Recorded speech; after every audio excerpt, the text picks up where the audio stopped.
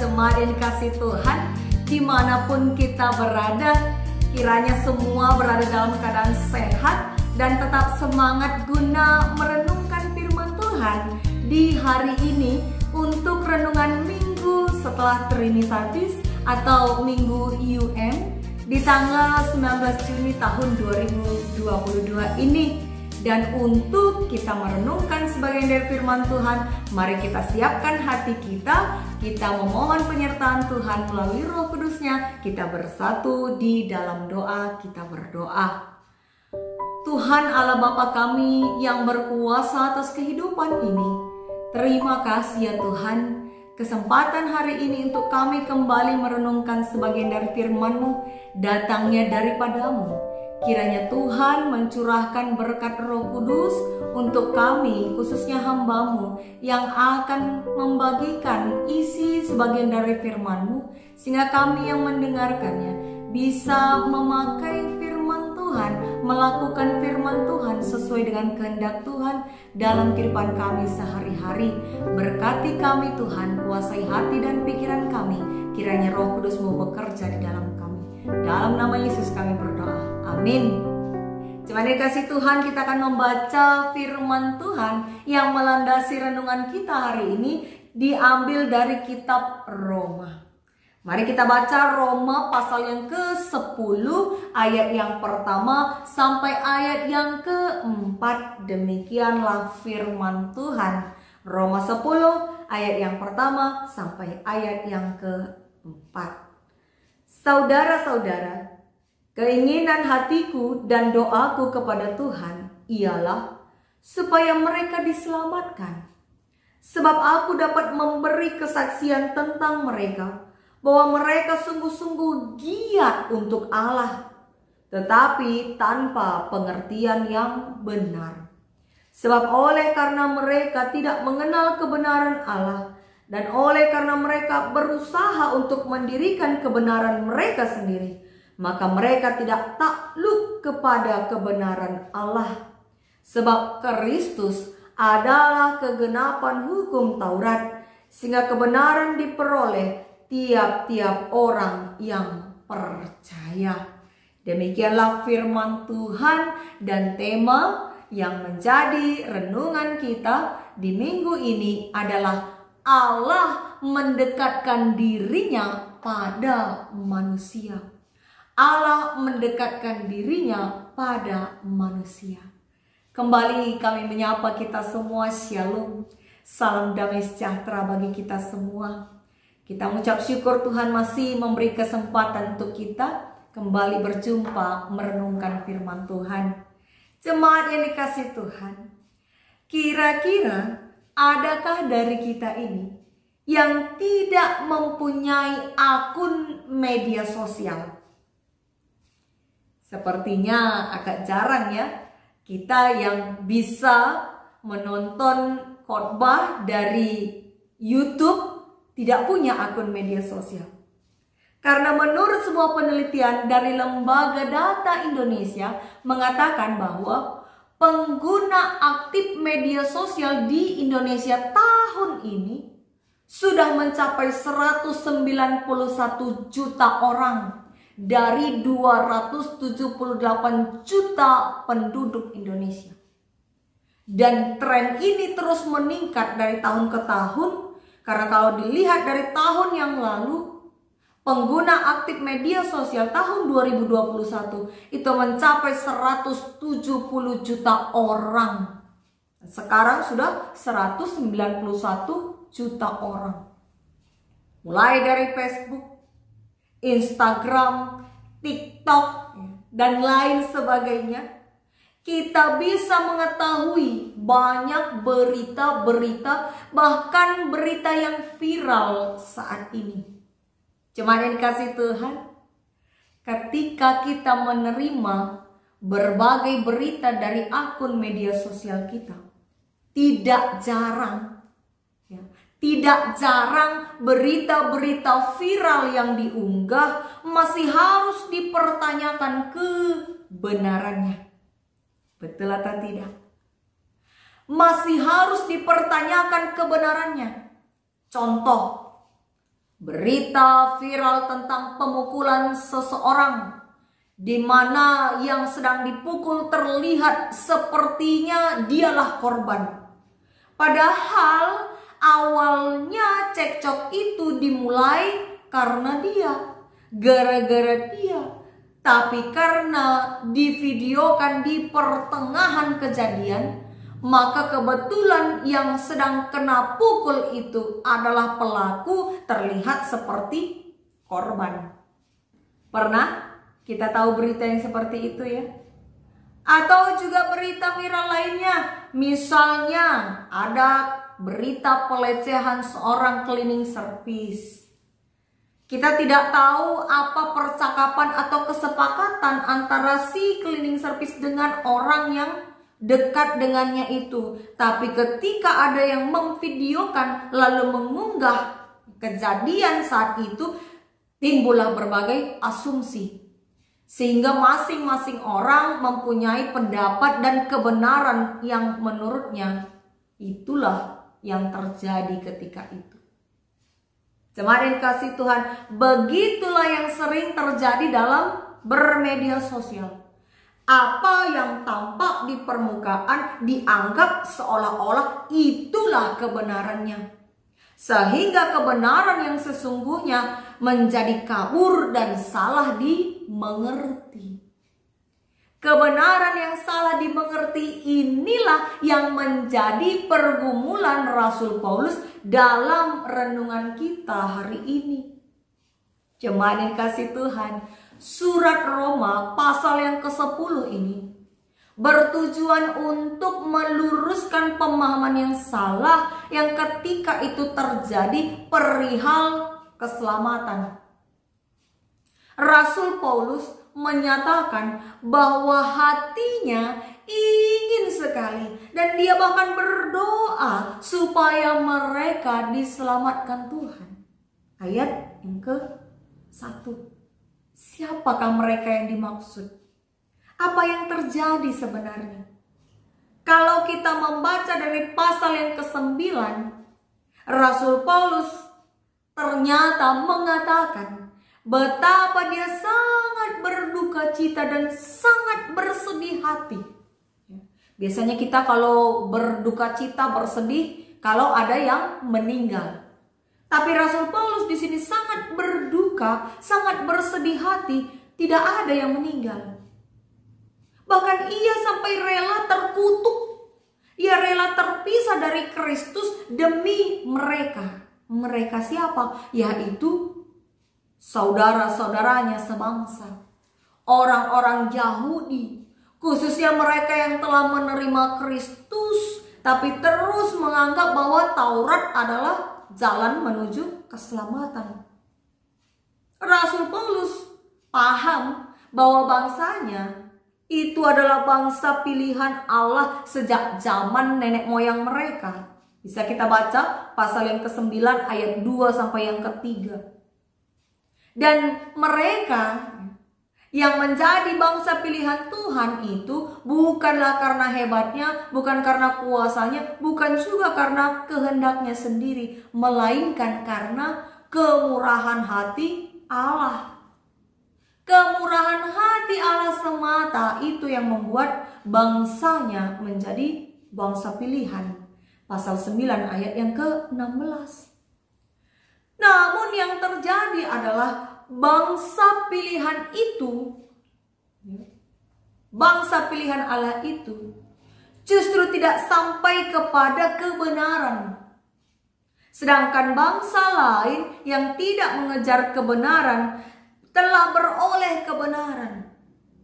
Apa artinya? Artinya Rasul Paulus mau mengatakan bahwa bangsa-bangsa lain itu telah mencapai kebenaran Allah.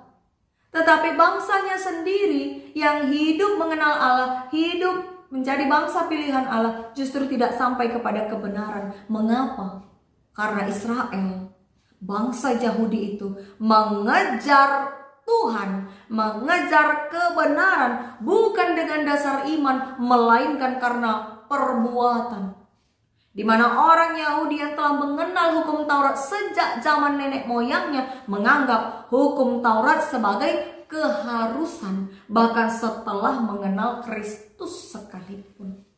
Contoh, hukum tentang bersunat, di mana bersunat itu merupakan suatu keharusan untuk hidup dalam kebenaran, dianggap kudus, suci, sehingga mereka juga memaksa orang-orang dari bangsa lain ikut bersunat.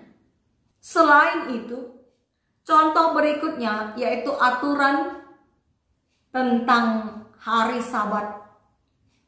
Aturan untuk menguduskan hari Sabat dengan tidak bekerja, tidak melakukan kegiatan apapun, itu yang mereka usung dalam hidupnya. Sehingga kalau kita ingat ketika Yesus menyembuhkan orang sakit pada hari Sabat, banyak orang yang mengecam, khususnya ahli-ahli Taurat dan orang-orang Farisi. Bisa kita baca dalam kitab Lukas 6 ayat 6 sampai yang ke-11. Tuhan Yesus telah menyembuhkan orang sakit, menyelamatkan nyawa dari saudaranya, tapi justru dikecam karena dianggap telah melanggar hukum Taurat. Sehingga Tuhan Yesus berkata, mana yang lebih baik, berbuat baik atau berbuat jahat di hari Sabat.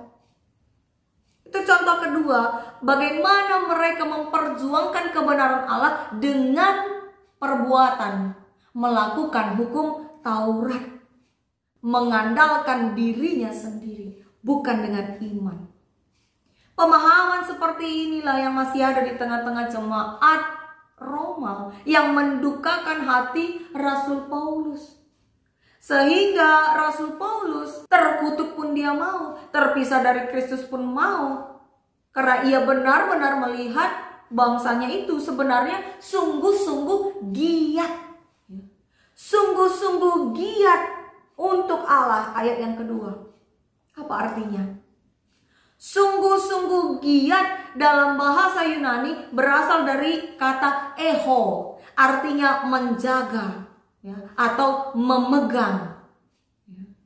Sedangkan dalam terjemahan bahasa Karo dipakai kata tuhu tutus.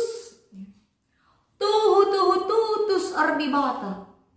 Artinya tidak main-main, sungguh-sungguh sekali, serius sekali. Tapi sayangnya tanpa pengertian yang benar. Dalam bahasa Karo, la erpalaskan pemeteh sipayo. Jadi semangat-semangat pagasing kata orang Karo. Semangat tapi tidak ada tujuannya, tidak ada juntrungannya. Seperti itu kira-kira. Giat, tutus, tapi tidak berdasarkan pengertian yang benar. Salah pemahamannya sehingga caranya pun sudah pasti salah untuk melakukan kebenaran. Kebenaran bagi mereka adalah melakukan hukum Taurat. Itulah yang dinamakan Rasul Paulus kebenaran mereka sendiri. Padahal keselamatan menurut kebenaran Allah diperoleh setiap orang beriman ya. Setiap orang beriman bukan karena usahanya, bukan karena perbuatannya, melainkan karena anugerah dan kemurahan hati Allah.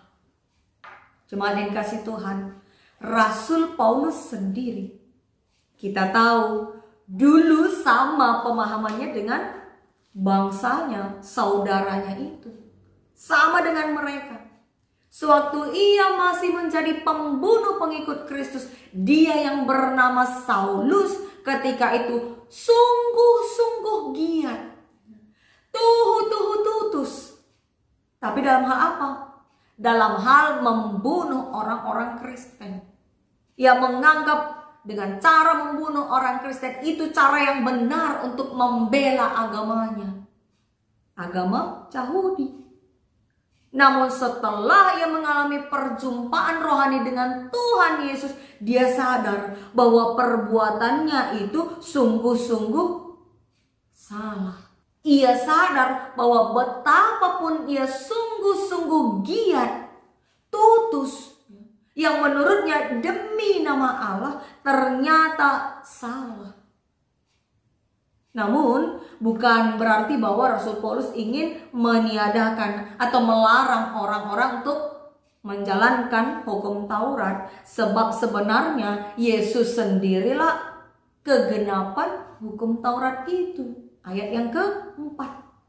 Yesus adalah kegenapan hukum Taurat sehingga kebenaran diperoleh tiap-tiap orang percaya berdasarkan kepada iman kepada Tuhan. Bukan karena usaha dan perbuatannya dalam mematuhi hukum Taurat, tapi karena iman.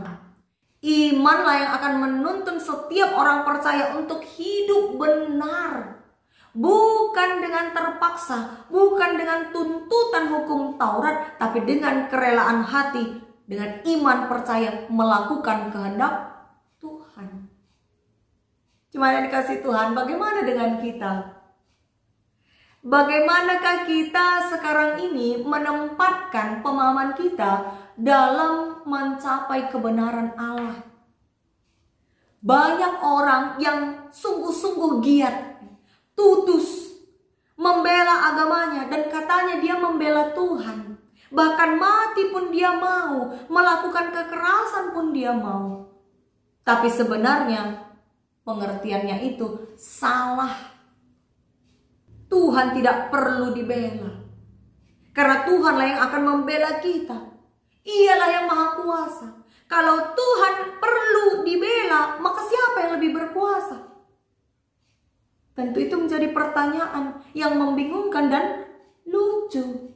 Karena Tuhan maha kuasa, Ia tidak perlu dibela. Kitalah yang akan dibela oleh Tuhan dengan kuasanya karena Dia maha kuasa. Dan karena Ia maha kuasa itulah maka Tuhan disembah.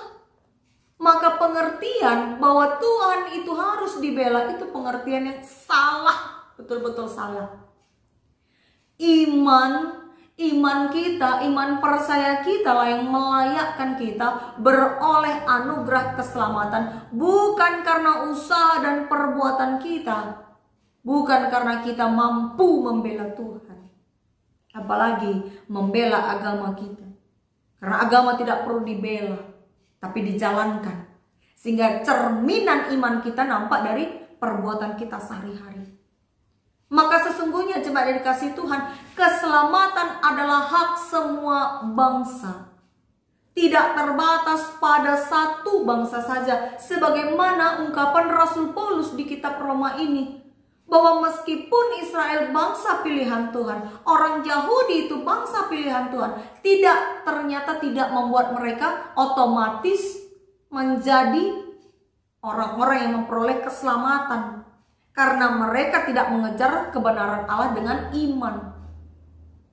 Siapapun yang mengejar kebenaran Allah dengan iman, itulah yang akan memperoleh anugerah keselamatan dari Tuhan. Dan inilah yang menjadi dasar hidup kita sebagai umat percaya masa kini. Minggu ini dinamakan Minggu UM. Lembaga UM atau kepanjangannya adalah United Evangelical Mission. Itu berpusat di Jerman, menghubungkan seluruh umat percaya dari berbagai negara untuk saling mendukung dan saling menopang. Setiap gereja dari berbagai bangsa yang di bawah payung UM itu menjalin ikatan sebagai sesama umat percaya untuk melakukan misi Kristus di dunia ini. Dan melalui lembaga UM pula lah kita menyatukan kekuatan untuk mendukung pelayanan gereja-gereja dan pemberitaan firman Tuhan. Dan melalui lembaga UM juga lah gereja-gereja di bawah payung UM hadir menjadi berkat, menguatkan orang-orang yang sedang lemah, misalnya akibat bencana alam.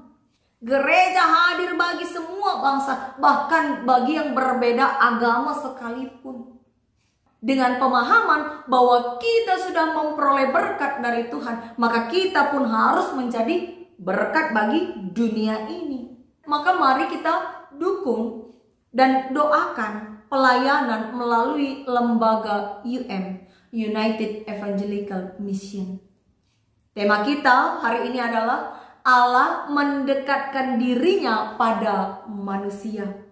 Saudara yang dikasihi Tuhan, kita menjadi anak-anak Tuhan bukanlah karena kuat dan hebat kita, bukan karena usaha pribadi kita, melainkan karena Tuhanlah yang merancang karya keselamatan bagi kita umat yang percaya.